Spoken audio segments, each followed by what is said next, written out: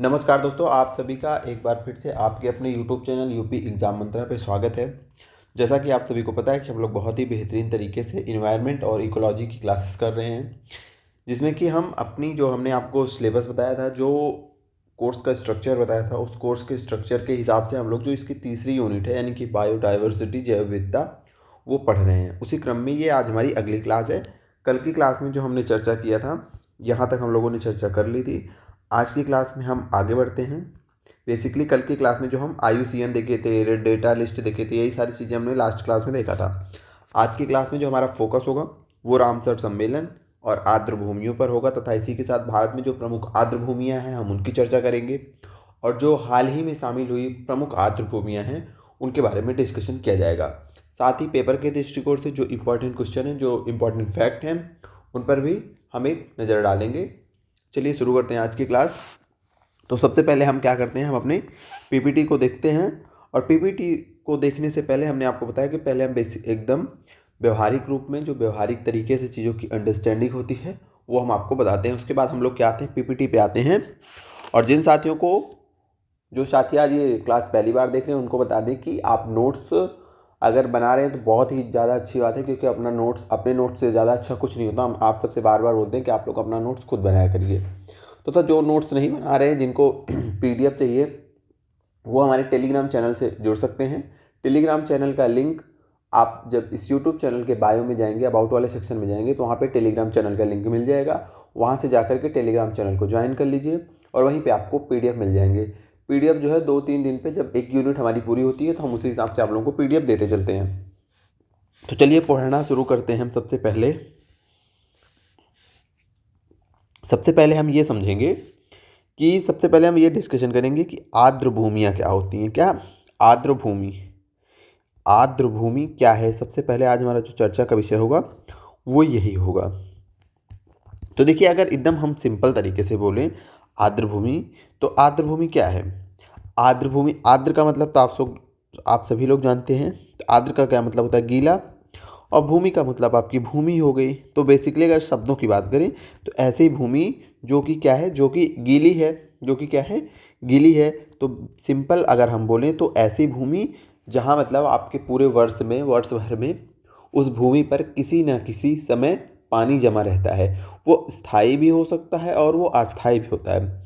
मतलब ऐसी भूमि, कैसी भूमि, ऐसी भूमि जहाँ पर वर्ष भर में या किसी समय, किसी भी समय, वर्ष के मतलब किसी एक विशेष समय में या पूरे वर्ष में, वहाँ पे क्या होता है, उस ज़मीन पर पानी भरा रहता है। क्या होता है, पानी भरा रहता है। तो उसको हम बेसिकली क्या बोलते हैं, उसको हम बोलेंगे आर्द्र भूमि। उसको हम क्या बोलेंगे, आर्द्र भूमि। कुछ एग्जाम्पल्स की अगर चर्चा करें तो जैसे आपके खेत हो गए, खेतों में बरसात में पानी भर जाता है। जैसे खेतों में क्या होता है, बरसात में पानी भर जाता है, तो ये भी एक प्रकार की क्या हुई, आर्द्र भूमि हुई। उसके अलावा अगर हम बात करें, आपकी झीलें हो गई, तालाब हो गया, ये सब क्या हैं, आपकी आर्द्र भूमियाँ हैं। जैसे नदी का जो मुहाना होता है वो भी आर्द्र भूमि की श्रेणी में आता है। नदी का आपका मुहाना हो गया। तो ये सब क्या होगी, आर्द्र भूमियाँ। अब देखिए, आर्द्र भूमियों की सबसे बड़ी विशेषता ये है कि देखिए, ये जो आर्द्र भूमियाँ होती हैं ना, ये एक प्रकार से इकोटोन होती है। ये क्या होती है, इकोटोन। ठीक है, इकोटोन कहने का क्या मतलब है, इकोटोन हम लोग लास्ट वाली क्लास में देखे थे। लास्ट क्या मतलब, जब स्टार्टिंग की क्लासेस थी तो वहाँ हमने इकोटोन के बारे में देखा था। इकोटोन क्या होता है, इकोटोन जो होता है, ये दो पारिस्थितिकी तंत्र हैं, दो इकोसिस्टम हैं, उनके बीच का संक्रमण क्षेत्र होता है। और जैसे मान लीजिए हमने चर्चा किया था कि ये आपकी नदी है, और ये आपका स्थल है, तो इसके बीच में जो इसका तटीय एरिया होता है उसको क्या बोलते हैं, वो इकोटोन का एरिया होता है, जहाँ पे कि इन दोनों इकोसिस्टम की विशेषताएं यहाँ पे विद्यमान होती है, और इन दोनों इकोसिस्टम वाले जीव यहाँ पे पाए जाते हैं। और साथ ही साथ कुछ ऐसे विशेष जीव पाए जाते हैं जो कि केवल आपको यहीं पे देखने को मिलते हैं। यानी कि इकोटोन जो क्या था, आपका दो इकोसिस्टम के बीच का जो संक्रमण एरिया होता है उसको क्या बोला जाता है, उसको बोला जाता है इकोटोन बोला जाता है। और इकोटोन में हमने आपको बताया था कि जैव विविधता ज़्यादा होती है, जैव विविधता ज़्यादा होती है। जैसे देखिए, ये दलदली क्षेत्र है ना, मान लीजिए ये नदी है आपकी और ये स्थल वाला एरिया है, तो यहाँ पे जो नदी और स्थल के बीच में एक दलदली क्षेत्र होगा वो आपकी क्या हो जाएगी, वो आपकी आर्द्र भूमि मान हो जाएगी।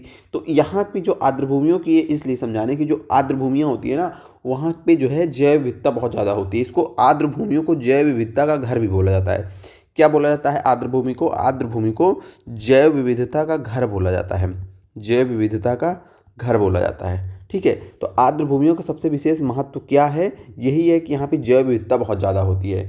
जैसे देखिए, यहाँ पे आप आर्द्र भूमि में मछलियाँ पाई जा रही हैं, मेंढक पाए जा रहे हैं, विभिन्न यहाँ पे विभिन्न प्रकार के प्रवासी पक्षी आती हैं, प्रवासी पक्षी आते हैं विभिन्न मौसमों में, जो भी आर्द्र भूमियाँ होती हैं, ठीक है। तो इन्हीं विशेषताओं के कारण, यानी कि ये जो यहाँ पे इतनी ज़्यादा जैव विविधता है, ठीक है, उसके अलावा इनका महत्व क्या होता है? इनका महत्व ये होता है, जो आपकी आर्द्र भूमियाँ हैं, ये बाढ़ नियंत्रण में भी सहायता करती हैं। बाढ़ नियंत्रण में, जैसे देखिए कैसे। पहले एक बार हम फिर से यहाँ पे जा देते हैं, चीज़ों को एक बार फिर से रिवीजन कर लेते हैं। हमने पहले चर्चा की कि आर्द्र भूमियाँ क्या है, तो हमने आपको एकदम साधारण भाषा में बताया कि आर्द्र भूमियाँ ऐसी भूमि है जहाँ पे वर्ष भर में किसी समय या संपूर्ण वर्ष वहाँ पे पानी भरा रहता है। बेसिकली ये जो दलदली भूमि होती है, जहाँ पे कुछ पानी और कुछ जो है स्थलीय भाग का जो बीच वाला एरिया होता है, जो संक्रमण क्षेत्र होता है, उसको ही आर्द्र भूमि की कैटेगरी में शामिल किया जाता है। हमने आपको बताया कि जैसे हम एकदम सिंपल तरीके से देखें तो जो खेत हैं, खेतों में जब पानी भरा रहता है बरसात के समय में, तो वो भी एक प्रकार की क्या होता है, आर्द्र भूमि होता है। आपकी झीलें हो गई, तालाब हो गया, दलदलीय क्षेत्र हो गया, नदी का मुहाना हो गया, ये सब आपके क्या हो गए, आर्द्र भूमियों के एक प्रकार से उदाहरण हो गए। फिर हमने बताया कि आर्द्र भूमियाँ जो है वो साधारणतः क्या होती हैं, वो इकोटोन होती हैं। इकोटोन का मतलब है कि वो आपके जलीय पारिस्थितिकी तंत्र और स्थलीय पारिस्थितिकी तंत्र के, यानी कि जलीय जो इकोसिस्टम है और जो स्थलीय इकोसिस्टम है, उसके बीच का ये संक्रमण क्षेत्र होते हैं। इस कारण से यहाँ पे जैव विविधता बहुत ज़्यादा होती है और इस कारण से ये बहुत ही इनका जो है महत्व बहुत ज़्यादा हो जाता है जैव विविधता के दृष्टिकोण से, ठीक है। फिर हमने बताया कि जैव विविधता के साथ साथ ये बाढ़ नियंत्रण में भी सहयोग करती है। बाढ़ नियंत्रण में कैसे ये सहयोग करती हैं?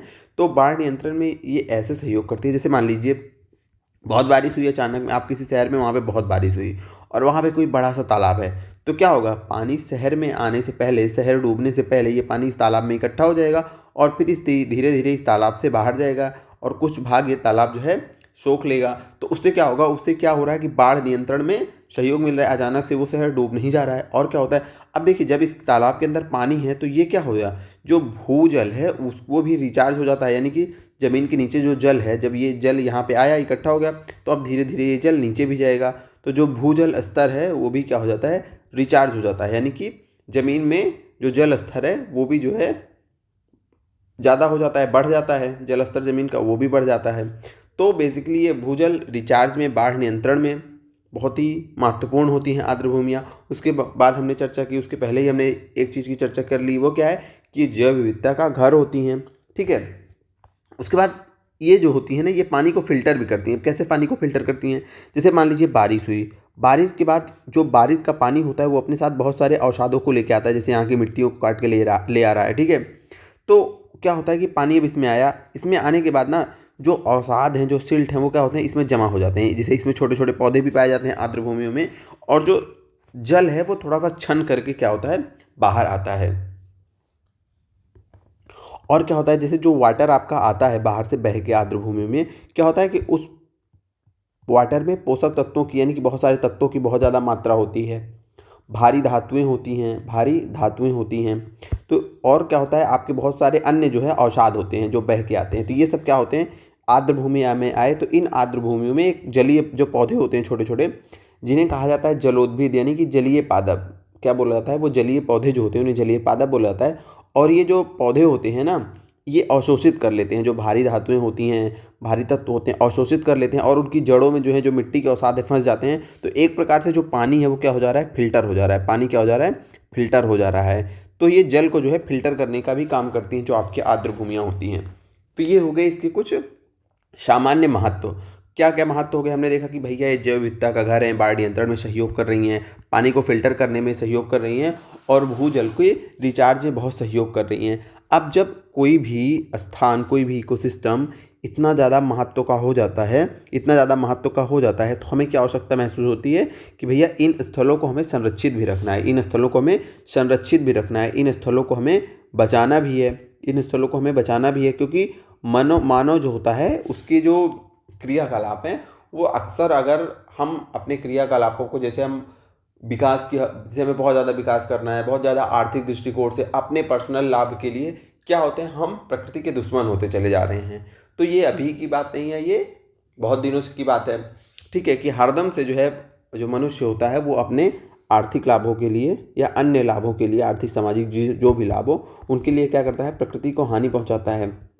तो ये इसी प्रकार जो है आपके आर्द्र भूमियों को भी जो है मनुष्य क्या है, लगातार इनको क्षति पहुंचा रहा था। तो इनको क्षति पहुंचाने का मतलब है कि हम इकोसिस्टम जो प्रकृति का बहुत सारे जो है अन्य अन्य चीज़ों पर डायरेक्टली इनडायरेक्टली हम उन चीज़ों पर भी क्षति पहुंचा रहे हैं। जैसे अगर हम आर्द्र भूमियों को नष्ट कर देंगे तो क्या होगा, हम बाढ़ से बहुत ज़्यादा प्रभावित होंगे।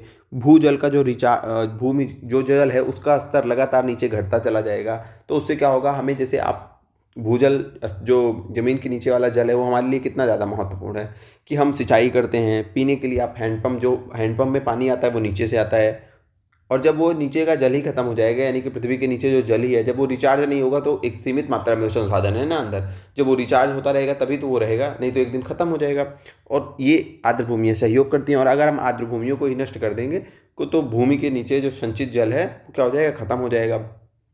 उसके बाद हमने देखा कि जो पानी में पोल्यूशन है उसको भी फिल्टर आउट कर रहा है, यानी कि पानी को भी फिल्टर कर रहा है। तो जो आपका हमारी प्रकृति है उसमें आर्द्र भूमियों का बहुत ज़्यादा महत्व है। इन्हीं महत्व को देखते हुए इनके संरक्षण की आवश्यकता महसूस हुई और संरक्षण के दृष्टिकोण से एक सम्मेलन हुआ जिसको बोला जाता है रामसर सम्मेलन। जिसको बोला जाता है रामसर सम्मेलन। सम्मेलन क्यों हो रहा है, आर्द्र भूमियों को बचाने के लिए। अब हम देखेंगे कि इसको रामसर सम्मेलन क्यों कहा जा रहा है। देखिए, इसको रामसर सम्मेलन इसलिए कहा जा रहा है क्योंकि ये ईरान के एक शहर में हुआ था जिसका नाम था रामसर। ईरान के एक शहर में हुआ था जिसका नाम क्या था, जिसका नाम था रामसर। और ये जिस दिन हुआ था वो डेट थी 2 फरवरी 1971। कब, 2 फरवरी 1971 को ईरान के रामसर शहर में ये सम्मेलन हुआ। कौन सा सम्मेलन, आर्द्र भूमियों को संरक्षित या उनको बचाने के उद्देश्य से दुनिया में एक सम्मेलन हुआ जिसको कहा गया रामसर सम्मेलन। क्यों कहा गया, क्योंकि यह ईरान के रामसर शहर में हुआ। और कब हुआ, 2 फरवरी 1971 को। क्योंकि अब ये 2 फरवरी को हो रहा था तो इसी तिथि को जो है हम जो है वर्ल्ड वेटलैंड डे यानी कि विश्व आर्द्र भूमि दिवस के रूप में भी मनाते हैं। विश्व आर्द्र भूमि दिवस के रूप में हम इस तिथि को मनाते हैं। किस तिथि को मनाते हैं, तो 2 फरवरी को। क्यों मनाते हैं, क्योंकि इसी दिन जो है 2 फरवरी 1971 को ईरान के रामसर शहर में क्या हुआ, एक वेटलैंड संरक्षण के लिए एक अंतर्राष्ट्रीय संधि हुई।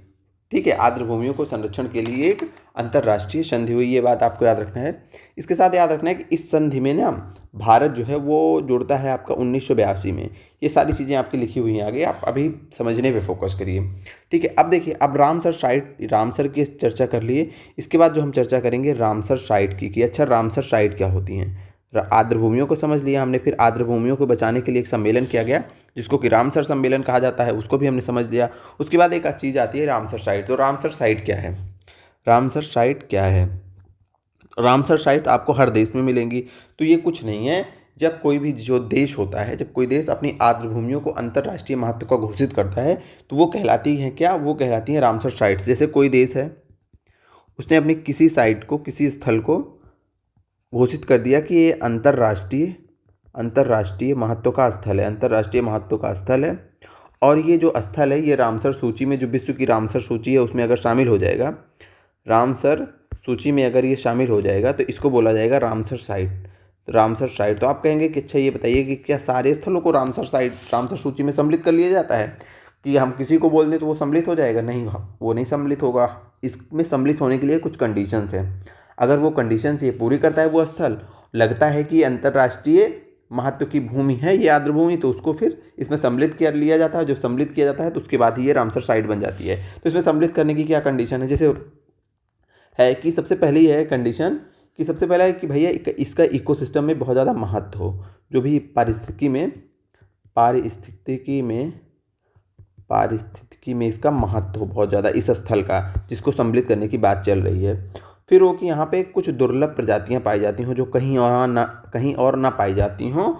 इस प्रकार की कुछ दुर्लभ प्रजातियाँ यहाँ पे पाई जाती हों। यहाँ पे प्रवासी पक्षी आते हों विभिन्न मौसम में। क्या आते हों? प्रवासी पक्षी आते हों। और यहाँ की जैव विविधता जो है वो ज़्यादा हो, जैव विविधता ज़्यादा हो। तभी इसको सम्मिलित किया जाएगा रामसर साइट के रूप में। तो ये कुछ कंडीशंस हैं, ये सारी कंडीशंस पूरी होंगी तभी इसको रामसर साइट के रूप में घोषित किया जाएगा। और रामसर साइट में घोषित होने का क्या मतलब है कि ये स्थल आर्द्रभूमि, ये जो आर्द्रभूमि है अंतर्राष्ट्रीय महत्व की आर्द्रभूमि हो गई। तो आप लोग समझे कि कोई भी साइट जब रामसर स्थल के रूप में सूचित कर दी जाती है सूची में तो वो रामसर साइट बन जाती है। उसके लिए ये कंडीशंस हैं। ठीक है, इतनी बातें समझ में आई। अब हम चलते हैं आगे। आगे का मतलब अपनी पीपीटी में भी जितनी चीज़ों को देख लें इतनी चीज़ों को हम पीपीटी में एक बार डिस्कशन कर लेंगे। तो रामसर सम्मेलन पहले हम देखेंगे कि आर्द्रभूमि क्या है। वो जलीय तथा शुष्क स्थलीय पारिस्थितिकी तंत्र के बीच का क्षेत्र हमने बताया। और ये इसीलिए इसको क्या बोला जाता है, इकोटोन बोला जाता है। इकोटोन क्या है हमने चर्चा कर ली पहली दूसरी क्लास में हमने चर्चा की थी इकोटोन के बारे में। उसके बाद आर्द्रभूमि क्षेत्र जो होता है ये प्रकृति में पानी को सोखने और छानने के लिए विशाल स्पंज है। इसके बारे में हमने डिस्कशन कर लिया। ठीक है, कि ये जो है देखिए जो आर्द्र भूमियाँ होती हैं यहाँ विशेष प्रकार के पौधे पाए जाते हैं। जो जलीय पौधे होते हैं वो क्या करते हैं, पानी को छानने का काम करते हैं। और आर्द्र भूमियाँ जो होती हैं स्पंज के जैसे होती हैं। तो ये क्या करती हैं, देखिए जो दलदली क्षेत्र होता है वो एक प्रकार का आपका आर्द्र भूमि है। तो दिमाग में वो रखिएगा तो चीज़ें क्लियर हो जाएंगी। तो वो क्या करता है कि पानी को छानने का काम करता है, पानी को सोखने का काम करता है। सोख करके जब पानी नीचे जाता है तो जो आपका पृथ्वी के अंदर का जो वाटर है वो जल स्तर है, पृथ्वी के नीचे का जो जल स्तर है इसमें वृद्धि होती है। ठीक है, तो ये पानी को सोखने और छानने का काम करती हैं।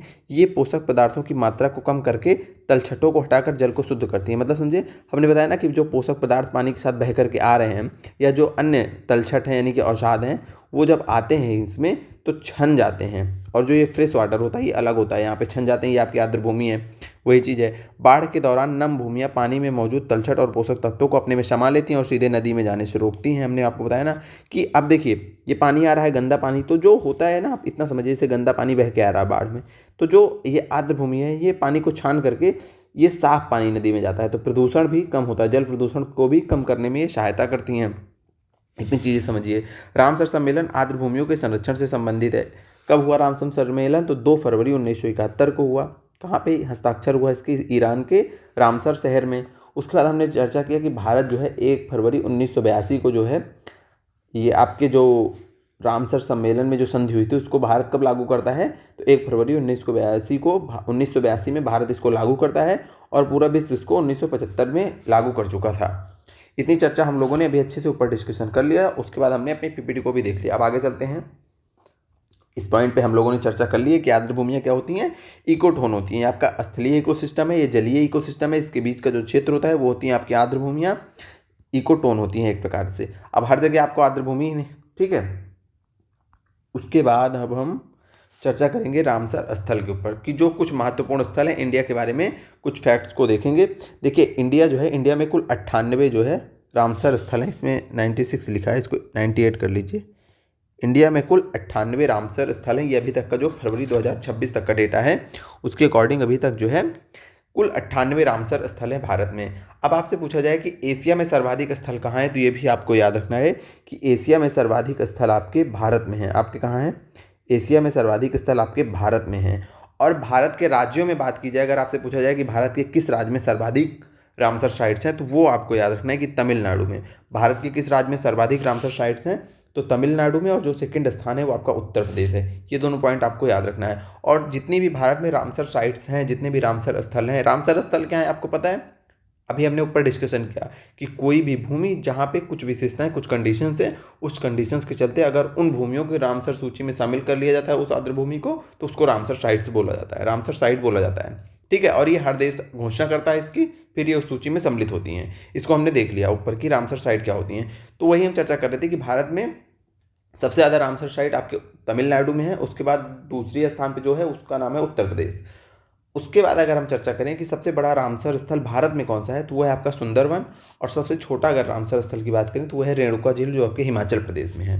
ठीक है, ये हो गए भारत के संबंध में कुछ इंपॉर्टेंट पॉइंट, ये आपको याद रखना है। अब हम इसके बाद चर्चा करेंगे कि हाल ही में जो है भारत में कौन कौन सी आर्द्र भूमियाँ शामिल हुई। उसके पहले हम एक चर्चा और कर लेते हैं।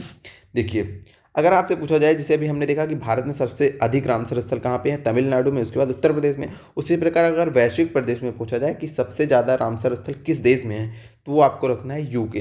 ठीक है, यूनाइटेड किंगडम, यूके में सर्वाधिक है। सेकंड नंबर पे मैक्सिको है और थर्ड नंबर पे हमारा प्यारा भारत देश है। यानी कि भारत में जो है सबसे ज़्यादा अगर रामसर साइट्स के बारे में पूछें कि किस देश में सबसे ज़्यादा है, तो भारत की उस सूची में भारत का तीसरा स्थान आता है। सबसे ज़्यादा यूके में है, सेकंड स्थान में मैक्सिको है और थर्ड में आपका इंडिया है। उसके बाद एक महत्वपूर्ण बात आपको यहाँ से याद रखनी है कि आपसे जैसे अभी हमने ऊपर चर्चा किया कि जो विश्व आर्द्रभूमि दिवस है वो 2 फरवरी को मनाया जाता है। क्यों मनाया जाता है? क्योंकि 2 फरवरी 1971 को ईरान के रामसर में क्या हुआ था, एक संधि हुई थी वेटलैंड्स के संरक्षण के लिए, जिसको कि रामसर सम्मेलन बोला जाता है। क्योंकि वह सम्मेलन 2 फरवरी को हुआ था, इसीलिए 2 फरवरी को ही हम विश्व आर्द्रभूमि दिवस के रूप में मनाते हैं। और 2026 में इसकी थीम क्या थी? तो थीम आपको याद रखना है कि आर्द्रभूमि और पारंपरिक ज्ञान, ये इतनी चीज़ आपको याद रखनी है।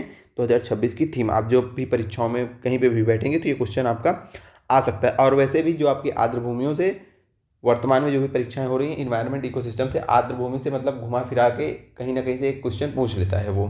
तो ये टॉपिक आपको, ये चैप्टर बहुत अच्छे से पढ़ना है, और जितना बता रहे हैं बस इतना ही पढ़ना है, इतनी चीज़ें पर्याप्त हैं। क्योंकि ये जो चीज़ें हैं ना, इतनी जगह से फिल्टर आउट करके यहाँ पे लाए हैं। इसमें करंट की जो चीज़ें हैं उनको भी अपडेट कर दिया है मैंने, PYQs को भी अपडेट कर दिया, और उसके अलावा भी जो इंपॉर्टेंट चीज़ें हैं उनको भी हमने ऐड कर दिया है। ठीक है, बस आप लोग सपोर्ट बनाते चलिए, इतना बेहतरीन कंटेंट आपको दिया जाएगा कि आप जो भी साथी हमारे लेखपाल मुख्य परीक्षा 2025 में बैठेंगे ना, अगर उन्होंने पूरी क्लासेस को अच्छे से देख लिया तो जो जो सब्जेक्ट हम यहाँ पे कवर कर लेंगे, आपको कहीं से भी और भटकने की ज़रूरत नहीं है, ना तो नोट्स के लिए ना तो क्लास के लिए, सब चीज़ें आपके लिए एकदम फ्री। अब हम आगे चर्चा करेंगे कि हाल ही में यानी कि रिसेंटली कौन कौन सी भारत की रामसर साइट्स को सूचित किया गया है, यानी कि कौन कौन सी नई रामसर साइट को भारत में बनाया गया है।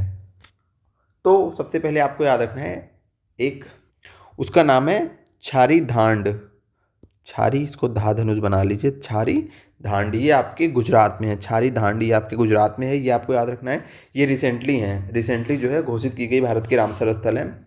तो नंबर 1 आपको याद रखना है छारी धांड, जो कि गुजरात में है। दूसरा पटना पक्षी अभयारण्य, तो पटना पक्षी अभयारण्य ये दिमाग में ना है कि पटना पक्षी अभयारण्य बिहार में है, तो पटना पक्षी अभयारण्य कहाँ से है? यूपी में है। कहाँ पे है? यूपी में।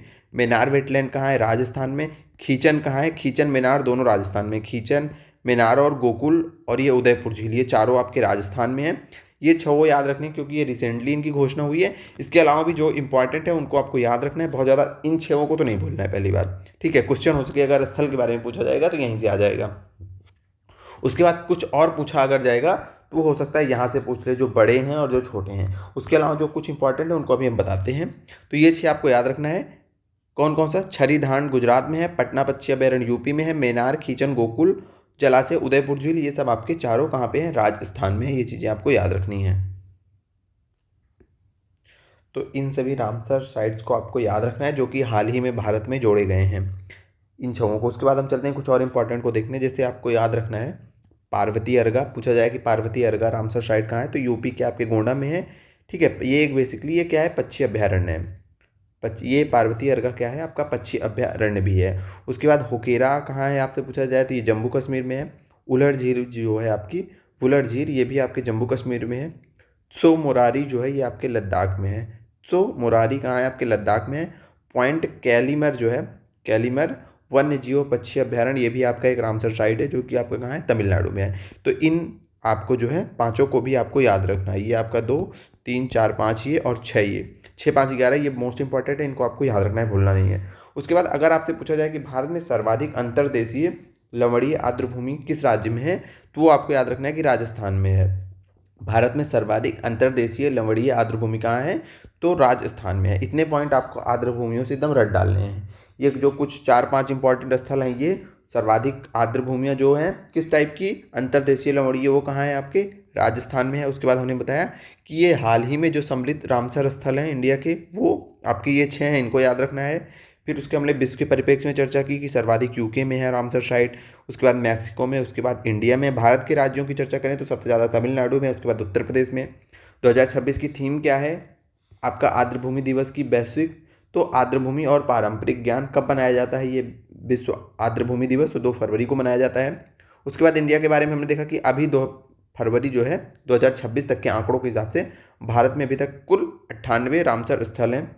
एशिया की बात करें तो पूरे एशिया में जो है, अगर हम बात करें किस देश में सर्वाधिक रामसर स्थल हैं, तो वो इंडिया में ही हैं। ठीक है। उसके बाद भारत का सबसे बड़ा अगर रामसर साइट आपसे पूछा जाए तो वो सुंदरबन है, और सबसे छोटा पूछा जाए तो वो रेणुका झील है। रेणुका झील कहाँ है आपसे पूछी जाए तो हिमाचल प्रदेश में, और सुंदरबन कहाँ है तो आप सभी को पता होगा कि पश्चिम बंगाल में है।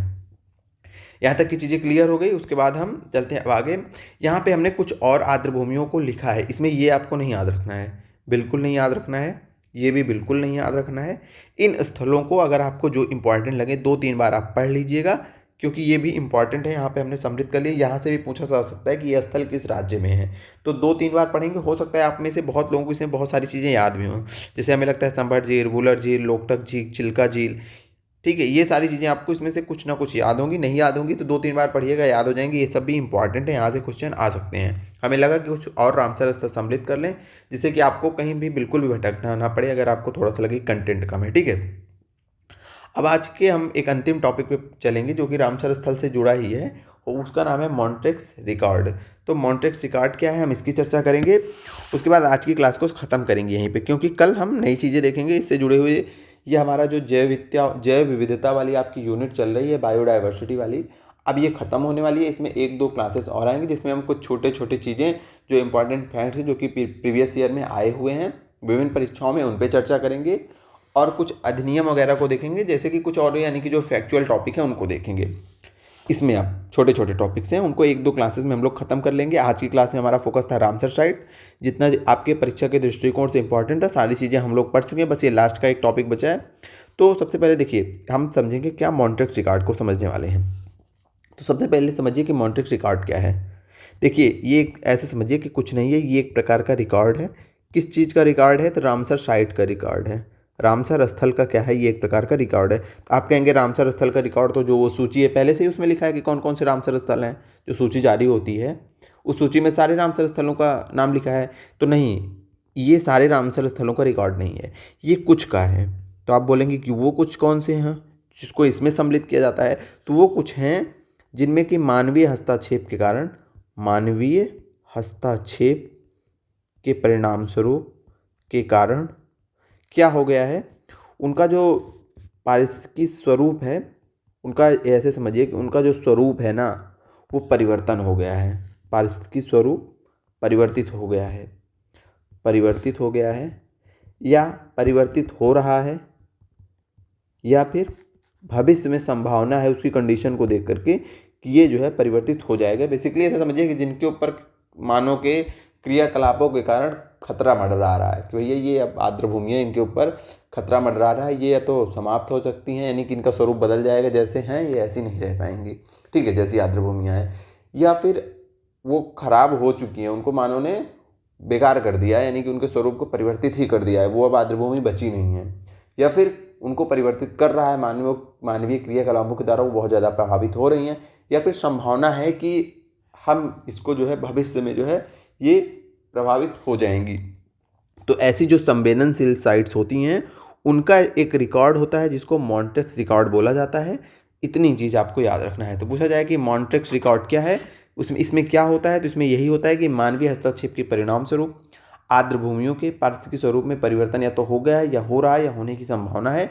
उन्हीं साइट्स का ये एक रजिस्टर है, जिसमें उन रामसर स्थलों के बारे में, जैसे बहुत सारे रामसर स्थल हैं, उनकी तो अलग सूची है जितने रामसर स्थल हैं, लेकिन उनमें से भी जिनमें जो है परिवर्तन हो रहा है, या परिवर्तन होने की संभावना है, या परिवर्तन हो चुका है, ऐसे जो संवेदनशील आपके रामसर साइट्स हैं उनको एक रजिस्टर में लिखा जाता है, और उस रजिस्टर को बोला जाता है मॉन्ट्रेक्स रिकॉर्ड। आपको इतनी चीज़ याद रखनी है इसके बारे में। ठीक है, अब आप लोग बताइए कमेंट करके कि आज की क्लास कैसी लगी, आज की क्लास का कंटेंट कैसा लगा। अच्छा लगा हो, बेहतरीन लगा हो, तो आप लोग चैनल को थोड़ा सा और सपोर्ट करिए, अपने दोस्तों के साथ शेयर करिए। जहाँ पे भी आप किसी लाइब्रेरी में पढ़ते हैं वहाँ पे लोगों को बताइए, अपने दोस्तों के साथ बताइए कि हाँ, एक अच्छा कंटेंट जो है जिस पे आप बिलीव कर सकते हैं वैसा कंटेंट आपको मिल रहा है, और बहुत रेगुलर क्लासेस आपके लिए लाई जा रही हैं। साथ ही साथ आपको नोट्स भी प्रोवाइड किया जा रहा है। तो इन सुविधाओं का अगर आपको आनंद उठाना है बढ़िया तरीके से, तो बढ़िया दोस्तों के साथ भी शेयर करिए। किसी टेलीग्राम चैनल में जुड़े हों तो वहाँ पे भी आप शेयर करिए। आपकी अगर इच्छा है, क्लासेस अच्छी लग रही हैं, साथ ही साथ कमेंट करके तो अवश्य ही बताया करिए, ताकि थोड़ा सा अच्छा लगता है, थोड़ा सा मोटिवेशन मिलता है आपके कमेंट लाइक्स को देखकर, और बेहतरीन कंटेंट बनाने का जो एक जोश है वो आता है। ठीक है, तो मिलते हैं फिर कल एक नई क्लास में। हम आगे की क्लासेस शुरू करते हैं, और 1-2 क्लास में हम जैव विविधता आपकी ख़त्म करेंगे। उसके बाद हम अपना जो 3 यूनिट्स हमारी ख़त्म हो जाएंगी, फिर हम अपनी चौथी यूनिट में चलेंगे। ठीक है, आप सबसे मिलते हैं किसी एक नई क्लास में। आज की क्लास देखने के लिए आप सबको बहुत बहुत धन्यवाद।